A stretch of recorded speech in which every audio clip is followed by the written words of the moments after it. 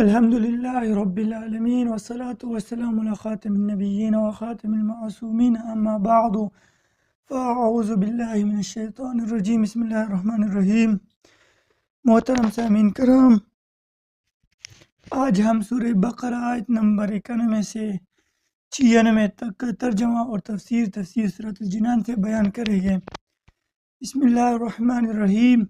وَإِذَا قِيلَ لَهُمْ آمِنُوا بِمَا أَنزَلَ اللَّهُ قَالُوا نُؤْمِنُ بِمَا أُنزِلَ عَلَيْنَا وَيَكْفُرُونَ بِمَا وَرَاءَهُ وَهُوَ الْحَقُّ مُصَدِّقًا لِمَا مَعَهُمْ قُلْ فَلِمَ تَقْتُلُونَ أَنبِيَاءَ اللَّهِ مِن قَبْلُ إِن كُنتُم مُؤْمِنِينَ۔ ترجمہ۔ اور جب ان سے کہا جائے کہ اس پر ایمان لاؤ جو اللہ نے نازل فرمایا ہے تو کہتے ہیں ہم اسی پر ایمان لاتے جو ہمارے اوپر نازل کیا گیا، اور وہ تورات کے علاوہ دیگر کا انکار کرتے ہیں، حالانکہ وہ قرآن بھی حق ہے، ان کے پاس موجود کتاب کی تصدیق کرنے والا ہے۔ اے محبوب تم فرما دو کہ اے یہودیو، اگر تم ایمان والے تھے تو پھر پہلے تم اللہ کے نبیوں کو کیوں شہید کرتے تھے؟ وَلَقَدْ جَاءَكُم مُوسَىٰ بِالْبَيِّنَاتِ ثُمَّ اتَّخَذْتُمُ الْعِجْلَ مِن بَعْدِهِ وَأَنتُمْ ظَالِمُونَ۔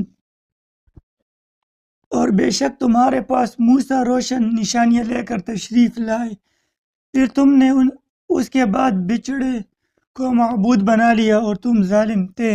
وَإِذْ أَخَذْنَا مِيثَاقَكُمْ وَرَفَعْنَا فَوْقَكُمُ الطُّورَ خُذُوا مَا آتَيْنَاكُمْ بِقُوَّةٍ وَاسْمَعُوا قَالُوا سَمِعْنَا وَعَصَيْنَا وَأُشْرِبُوا فِي قُلُوبِهِمُ الْعِجْلَ بِكُفْرِهِمْ قُلْ بِئْسَ مَا يَأْمُرُكُمْ بِهِ إِيمَانُكُمْ إِن كُنتُم مُؤْمِنِينَ۔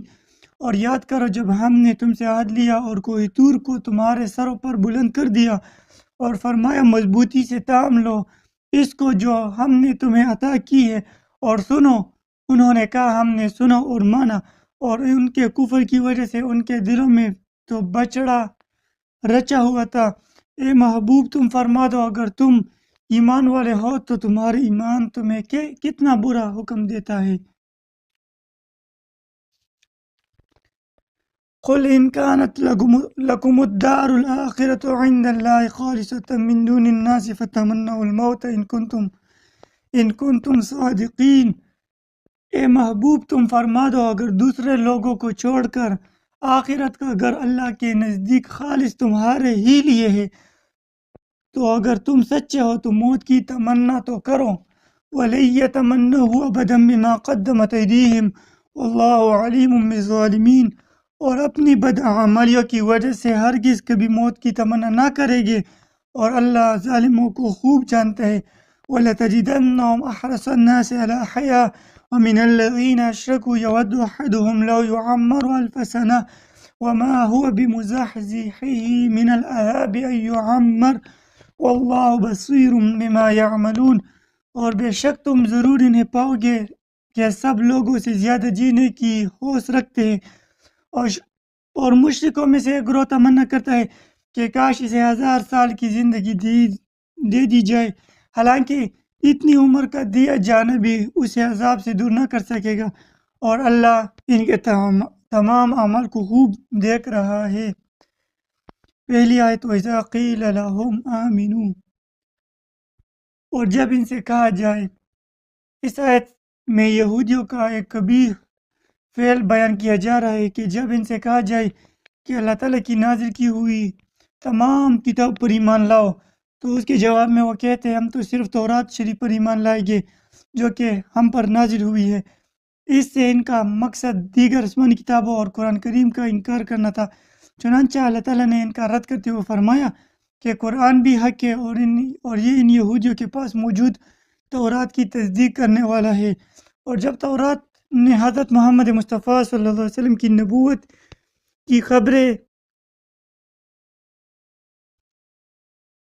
کے بارے میں خبریں موجود ہیں اور تم تورات پر ایمان لانے کے دعوے دار ہو تو پھر محمد مصطفیٰ صلی اللہ علیہ وسلم کی نبوت اور ان پر نازل کی گئی کتاب قرآن مجید کا انکار کیوں کرتے ہو؟ اور اے حبیب صلی اللہ علیہ وسلم آپ ان یہود جیسے فرمائے اگر تم تورات پر ایمان لانے کے اتنے ہی بڑے دعوے دار ہو تو یہ بتاؤ کہ پہلے تم انبیاء کرام علیہ السلام کو کیوں شہید کرتے تھے، حالانکہ تورات میں تو انبیاء کرام علیہ السلام کو شہید کرنے سے منع کیا گیا تفسیر کبیر اور تفسیر خازن میں موجود ہے۔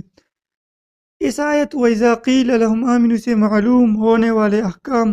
نمبر 1، اس آیت سے معلوم ہوا کہ تمام آسمانی کتابوں پر اور حضور نبی کریم صلی اللہ علیہ وسلم کے فرمانوں پر ایمان لانا ضروری ہے، اور ان میں سے ایک کا بھی انکار کرنا کفر ہے۔ یوں نہیں، تمام انبیاء کرام علیہ السلام پر ایمان لانا ضروری ہے، اور ان میں سے ایک کا بھی انکار کرنا کفر ہے۔ نمبر 2، انبیاء کرام علیہ السلام کی تعظیم ایمان کا رکن اعلیٰ ہے، اور ان کی توہین کفر ہے۔ نمبر 3، اللہ تعالیٰ کے نبی علیہ السلام کو شہید کرنا کفر ہے۔ نمبر 4، کفر سے راضی ہونا بھی کفر ہے، کیونکہ حضور نبی کریم صلی اللہ علیہ وسلم کے زمانے کے بنی اسرائیل نے انبیاء کرام علیہ السلام کو شہید نہ کیا تھا، مگر چونکہ وہ قاتلوں کی اس حرکت سے راضی تھے اور ان کو اپنا بڑا مانتے تھے اور انہی عظمت سے یاد کرتے تھے، اس لیے انہیں بھی قاتلوں میں شامل کیا گیا۔ آج کل بھی اگر کوئی بذات خود گستاخی نہ بھی کرے لیکن گستاخوں کو اچھا سمجھے،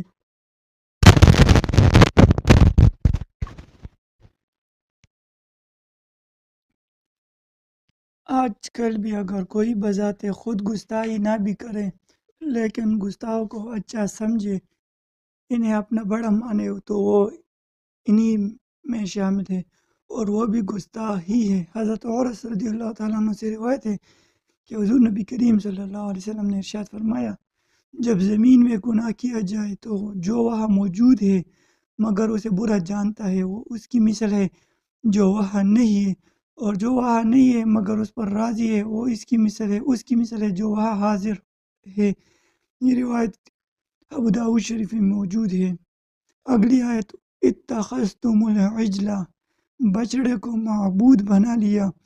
اس آیت کا خلاصہ یہ ہے کہ حضرت موسیٰ علیہ السلام نے بنی اسرائیل کے پاس روشن معجزات لے کر تشریف لائے، اور جب حضرت موسیٰ علیہ السلام کو کوہ طور پر تشریف لے گئے، آپ علیہ السلام کے بعد بنی اسرائیل نے سامری کے بہکانے سے گائے کو معبود بنا لیا اور گائے کی پوجا کر کے انہوں نے کفر کیا۔ جب حضرت موسیٰ علیہ السلام کی روشن نشانیاں دیکھ کر بنی اسرائیل بچڑے کی پوجا میں مبتلا ہو گئے تو ان یہودیوں کا سید المرسلین صلی اللہ علیہ وآلہ وسلم کے ساتھ کفر کرنا ان کے لیے کون سی بڑی بات ہے؟ تفسیر جلالین معجم میں موجود ہے۔ اس آیت سے معلوم ہوا کہ گائے کی عبادت قدیم عرصے سے چلتی آ رہی ہے۔ مسلمانوں کو گائے ذبح کرنے کا حکم ہے، اس کی تعظیم کی اجازت نہیں کہ اس میں کافروں سے مشابہت ہے، اور کافروں سے مشابہت ممنوع ہے۔ نیز یاد رہے کہ اس سے پہلے آیت نمبر 51 میں اس واقعہ کا اجمالی ذکر گزر چکا ہے، اور یہاں دوبارہ اجمالی طور پر اس لیے ذکر کیا تاکہ یہودیوں پر قائم کی گئی حجت مؤکد ہو جائے۔ سورہ طٰہٰ کی آیت نمبر 85 تا 98 میں یہ واقعہ تفصیل سے مذکور ہے، انشاءاللہ پھر بیان کریں گے۔ اگلی آیت، وَإِذْ أَخَذْنَا مِيثَاقَكُمْ، اور جب ہم نے تم سے عہد لیا، یعنی اے یہودیوں، وہ وقت یاد کرو جب اللہ تعالیٰ نے بنی اسرائیل سے تورات پر عمل کرنے کا عہد لیا، لیکن انہوں نے حسب عادت نافرمانی کی، تو اللہ تعالیٰ نے ان پر کوہ طور کو ہوا میں بلند کر دیا اور ان سے فرمایا کہ چلو اب مضبوطی سے اس تورات کو تھام لو جو ہم نے تمہیں عطا کی ہے، اور ہمارے احکام دھیان سے سنو۔ بنی اسرائیل نے ڈر کے مارے دوبارہ اطاعت کا اقرار تو کر لیا، لیکن ان کے دل کی حالت پہلی جیسی ہی رہی، اور شریعت کا حکم چونکہ ظاہر پر ہوتا ہے دل پر نہیں، اس لیے بنی اسرائیل کے زبانی اقرار کرنے پر ان سے کوہ طور کو ہٹا لیا گیا، اگرچہ ان کے دل میں وہی انکار تھا، اور در حقیقت میں ان کے کفر کی وجہ سے ان کے دلوں میں تو بچڑے کی محبت گھسی ہوئی تھی۔ اے حبیب صلی اللہ علیہ وسلم، آپ ان سے فرمائیے کہ اے یہودیو، تم اپنے اسلاف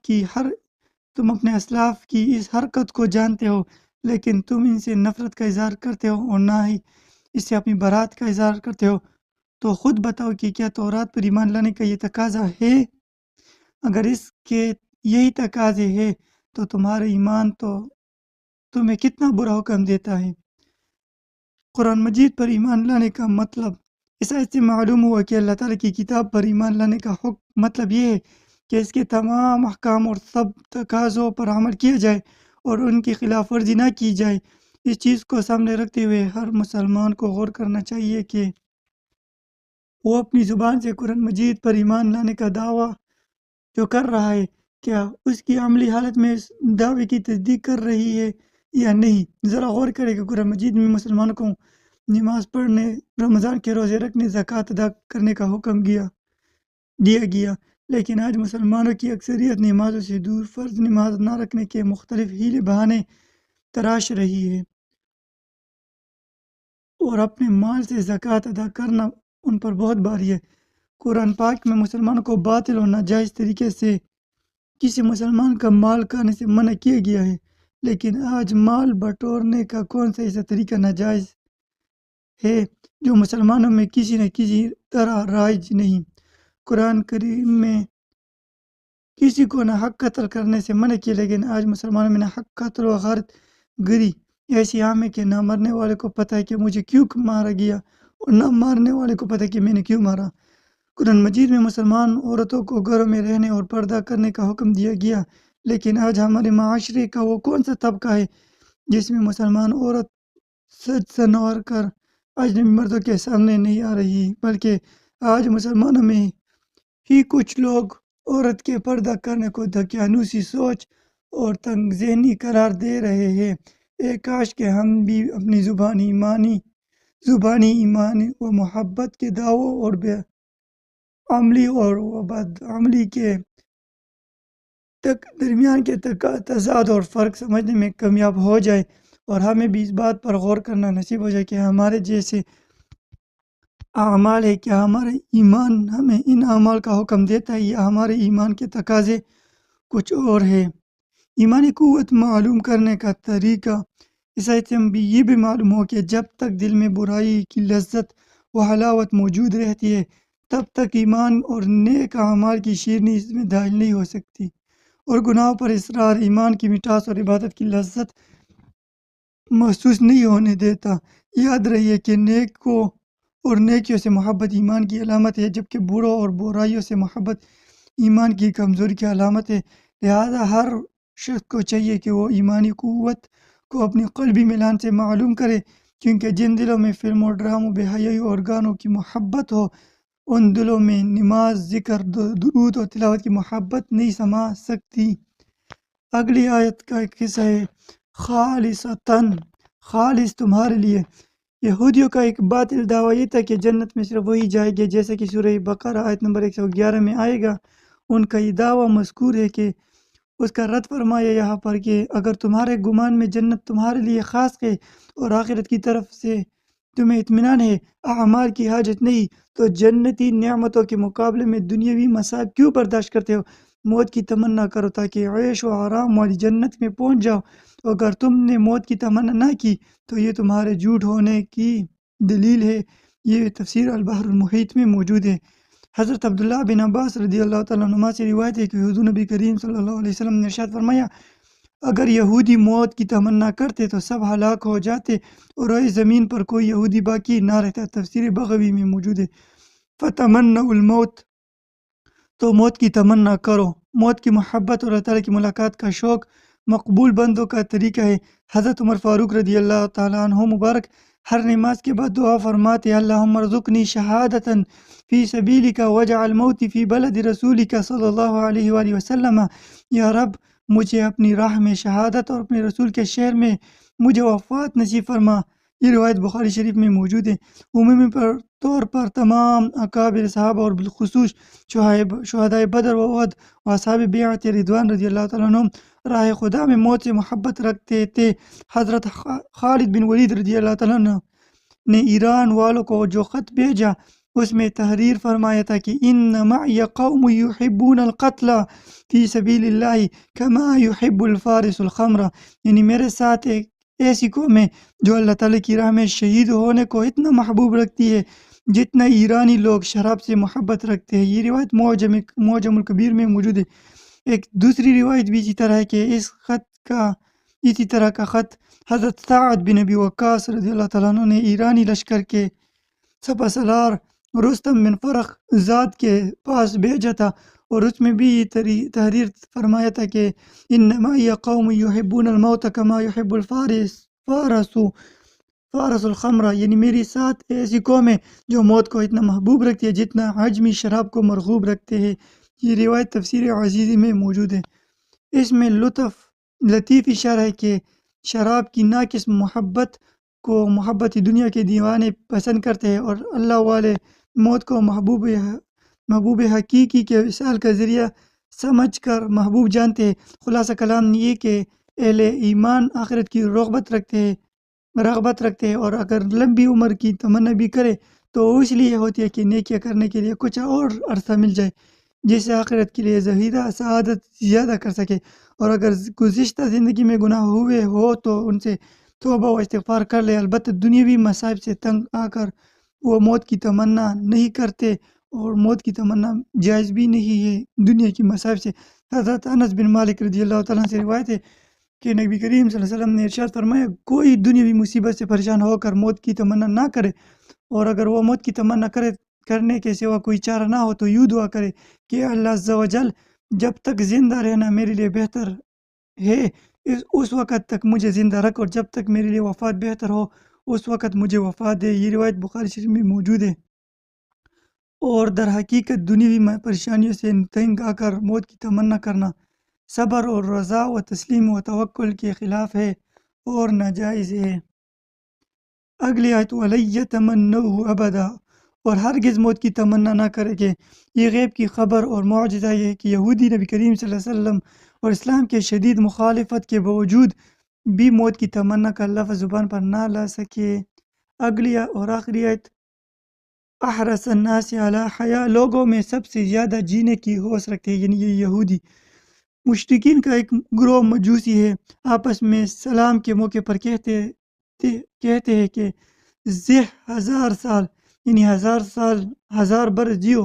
ان کے اس قول کے پیش نظر آیت کا خلاصہ یہ ہے کہ حبیب صلی اللہ علیہ وآلہ وسلم مجوسی مشرک 1000 برس جینے کی تمنا رکھتے ہیں، اور یہودی ان سے بھی بڑھ گئے ہیں۔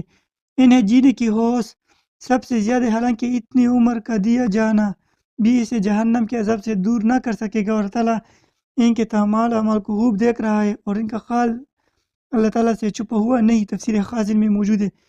دنیاوی زندگی کے حریص کون؟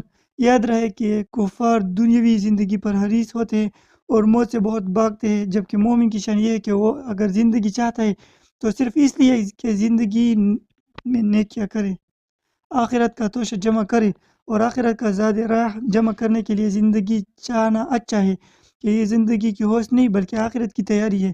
نیز لمبی عمر اور زیادہ مال اللہ تعالیٰ کی راضی ہونے کے لیے علامت نہیں، بلکہ یہ تو بعض اوقات وبال کا ذریعہ بن جاتے ہیں۔